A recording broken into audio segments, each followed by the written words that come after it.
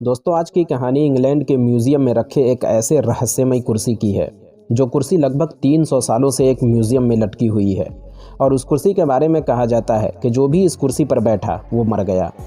इस शापती और रहस्यमय कुर्सी पर बैठकर जब एक के बाद एक मौतें होने लगी तो फिर इसे इंग्लैंड के ही एक म्यूज़ियम में छत से बांध कर लटका दिया गया ताकि दोबारा कोई भी इस कुर्सी पर बैठने की गलती न करे। तो आखिर क्या है इस कुर्सी का पूरा इतिहास और क्यों हो जाती थी इस कुर्सी पर बैठने वालों की मौत? आइए जानते हैं पूरी कहानी आज की इस वीडियो में। मगर उससे पहले अगर अभी तक आपने अपने चैनल रियल कहानी को सब्सक्राइब नहीं किया तो अभी कर लें ताकि आगे भी ऐसे ही इंटरेस्टिंग और नॉलेजेबल वीडियोस की नोटिफिकेशन आप तक पहुंचती रहे। तो चलिए वीडियो की शुरुआत करते हैं।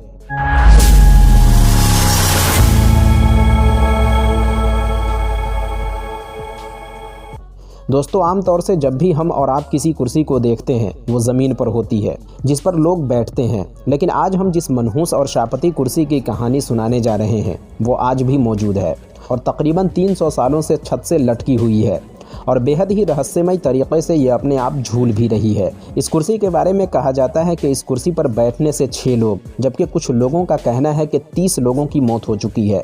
इंग्लैंड के म्यूज़ियम में रखी इस कुर्सी को देखने के लिए आज भी लोग दूर दराज से आते हैं। इस कहानी की शुरुआत होती है इंग्लैंड में रहने वाले 2 दोस्तों से। इंग्लैंड में एक जगह है जिसका नाम है थर्क्स। 17वीं सदी के शुरुआती दौर में इसी थर्क्स इलाके में 2 दोस्त रहा करते थे। एक का नाम था थॉमस बसबी तो दूसरे का डेनियल ऑटी। इन दोनों में काफ़ी गहरी दोस्ती थी। डेनियल और थॉमस इस इलाके का छटा हुआ बदमाश था। लोगों से लूटपाट, छीना झपटी और चोरी इन दोनों का पेशा था। जबकि इसके अलावा ये दोनों नकली सिक्कों का कारोबार भी करते थे। डेनियल और थॉमस अगरचे एक अच्छे दोस्त थे लेकिन इनके बीच उम्र का एक बड़ा फासला था। यानी डेनियल से थॉमस उम्र में काफ़ी छोटा था, लेकिन इस उम्र के फासले ने इनकी दोस्ती पर कोई असर नहीं डाला। इनका बिजनेस और कारोबार भी अच्छा चल रहा था। लेकिन इसी दरमियान होता कुछ यूँ है कि थॉमस को उसके अपने ही दोस्त की बेटी, जिसका नाम एलिजाबेथ था, प्यार हो जाता है।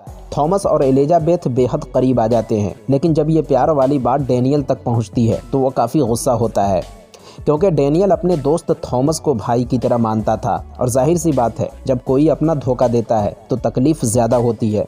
लेकिन डेनियल का गुस्सा जल्द ही ख़त्म हो जाता है। डेनियल सोचता है कि थॉमस अगरचे हमारा दोस्त है लेकिन हमारे और उसके दरमियान उम्र का बड़ा फासला है। थॉमस एक नौजवान आदमी है और वो हमारी बेटी को ज़रूर खुश रखेगा। डेनियल की रजामंदी से थॉमस और एलिजाबेथ की शादी भी हो जाती है और फिर डेनियल और थॉमस ससुर और दामाद के रिश्ते में बंध जाते हैं। लेकिन इस रिश्ते से उनकी दोस्ती पर कोई असर नहीं पड़ता। कहते हैं कि उसी थर्क्स इलाके में एक बार हुआ करता था जहाँ पर ये दोनों अक्सर ड्रिंक करने के लिए जाया करते थे। और उसी बार में एक कुर्सी रखी हुई थी जिस कुर्सी पर अक्सर थॉमस बैठकर शराब पीता था।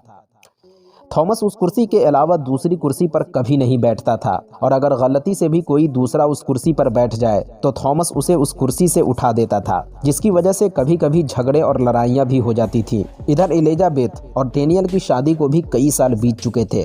शुरुआत के दिनों में तो एलिजाबेथ थॉमस के साथ काफ़ी खुश थी, लेकिन वक्त गुजरने के साथ एलिजाबेथ और थॉमस के रिश्ते ख़राब होने लगे और धीरे धीरे डेनियल को भी ये मालूम हो गया कि थॉमस उसकी बेटी के साथ ज़्यादती कर रहा है। डेनियल ने थॉमस से कहा कि तुम मेरी बेटी को तलाक दे दो, मैं अपनी बेटी को लेकर यहाँ से चला जाऊँगा। डेनियल की ये बातें थॉमस को बहुत बुरी लगती है क्योंकि अगरचे थॉमस और एलिजाबेथ के दरमियान बात नहीं बनती थी, लेकिन फिर भी एलिजाबेथ को छोड़ने का थॉमस का कोई इरादा नहीं था। और फिर एक रोज़ इसी बात को लेकर डेनियल और थॉमस के दरमियान उसी बार में लड़ाई शुरू हो जाती है। बार में मौजूद लोग एक दूसरे को पकड़ लेते हैं और कुछ देर के लिए ये लड़ाई ख़त्म हो जाती है। इसी दरमियान थॉमस वॉशरूम जाता है और जब वो वॉशरूम से वापस आता है तो देखता है कि उसी कुर्सी पर डेनियल बैठा हुआ है। अब थॉमस डेनियल को अपनी कुर्सी पर बैठा हुआ देखकर काफ़ी गुस्सा हो जाता है। थॉमस कहता है कि मेरी कुर्सी से उठो, लेकिन डेनियल कुर्सी से उठने को तैयार नहीं होता, जिससे थॉमस भड़क उठता है और एक बार फिर दोनों में लड़ाई शुरू हो जाती है। और लड़ाई इस हद तक पहुंच जाती है कि थॉमस के हाथों डेनियल का कत्ल हो जाता है। कत्ल होते ही पूरे बार में हंगामा शुरू हो जाता है और फिर उसी बार से एक शख्स पुलिस को इन्फॉर्म कर देता है। पुलिस बार पहुंचती है और मौके वारदात से ही थॉमस को गिरफ्तार कर लेती है। कुछ दिनों तक थॉमस जेल में ही रहता है और फिर उसे अदालत में पेश किया जाता है।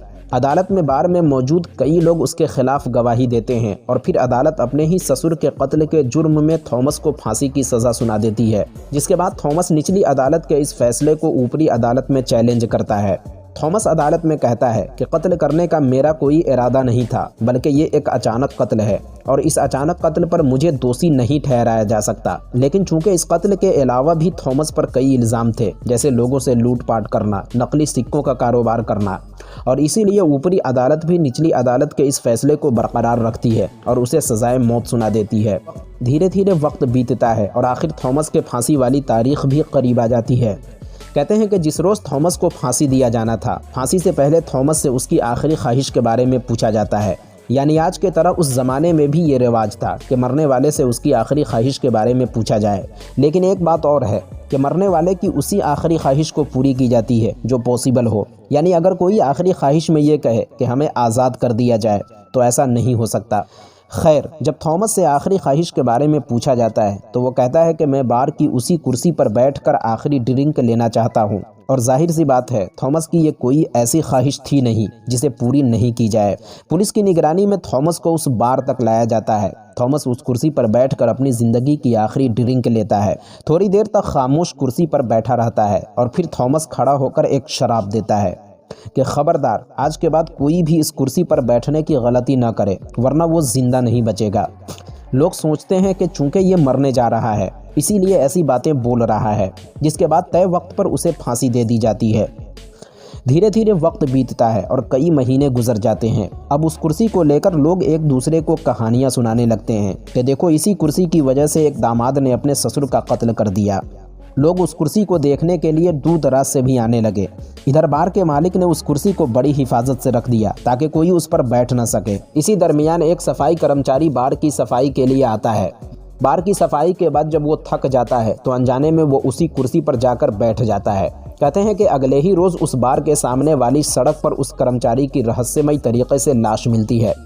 जब ये खबर बार के मालिक को मिलती है तो बार के मालिक से लेकर उसमें आने वाले कस्टमर भी हैरान रह जाते हैं। लेकिन फिर लोग सोचते हैं कि यार, सिर्फ एक कुर्सी पर बैठने से किसी इंसान की मौत कैसे हो सकती है। कुछ दिनों बाद दो पायलट उस बार में पहुंचते हैं और दोनों उस कुर्सी पर बैठ जाते हैं और कुछ दिनों बाद उन दोनों पायलट की भी मौत हो जाती है।